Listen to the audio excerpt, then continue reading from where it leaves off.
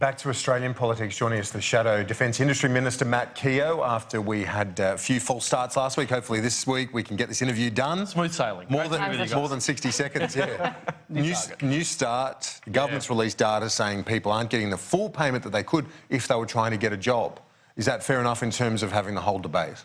It's entirely irrelevant to the issue. The issue at hand is about what is the full rate of Newstart.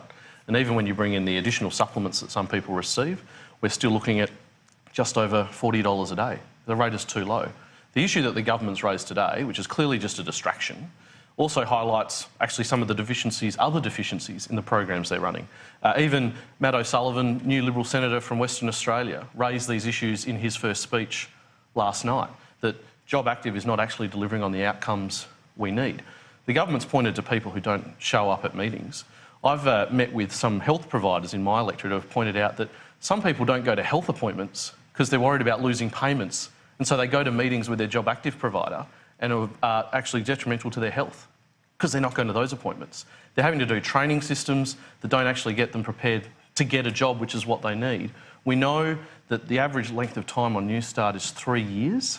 The rate is too low. Jobactive's clearly not getting them back into a job if people are spending 3 years trying to get back into a job on Newstart, going through that Jobactive program. The government's just raised a red herring today to try and get people off topic, which is just how woefully low the rate of Newstart is. Well, putting aside whether they did release that data as a red herring, which many are saying that they did this morning, there is some concerning data about people not looking actively for new jobs while they're on Newstart. Is that not the point of the program, is to get people back into work? Because otherwise it just turns into a long-form welfare.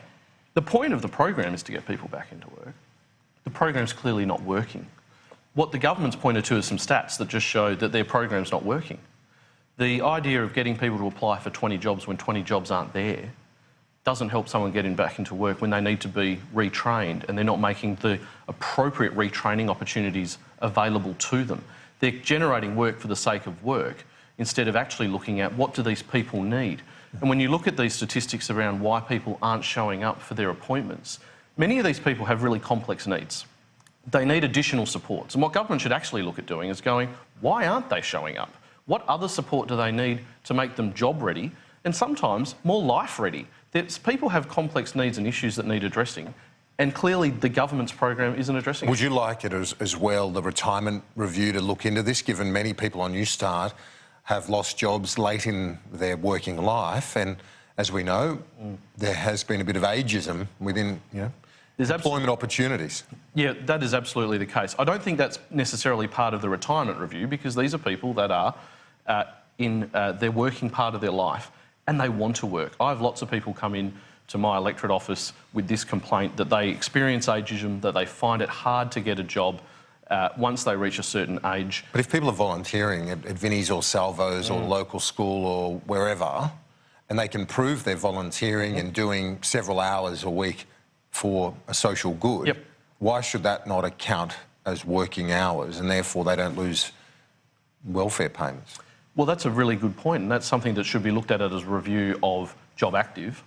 What I don't want to do, Kieran, is come in and say, as part of a retirement review, we should look at fixing that issue, because it implies that these people are at the end of their working life, and many of them don't see themselves that way. Yes, they might be working in a volunteer capacity, but they're making a very valuable contribution to society, and I don't want to be writing their opportunity off by saying, oh, that's part of a retirement review. We need to look at how can we help those people who want to work be back in work.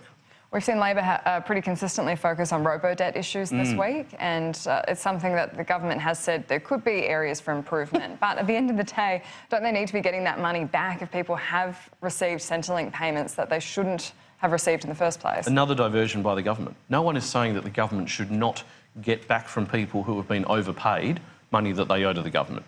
We're not saying that. We're saying don't go chasing people who don't owe you money. The government's overly simplistic way of using the robo-debt system is meaning that it is chasing after people who don't actually owe the government money, or they're going after people to try and reclaim debts from a decade ago when clearly no one has the right records to be able to see what went on. They're debts that government needs to be going after, even if they are legitimate debts, and many of them are not legitimate debts. We're not saying that the whole idea of looking at debts is wrong. We're saying that the way they are doing it is wrong.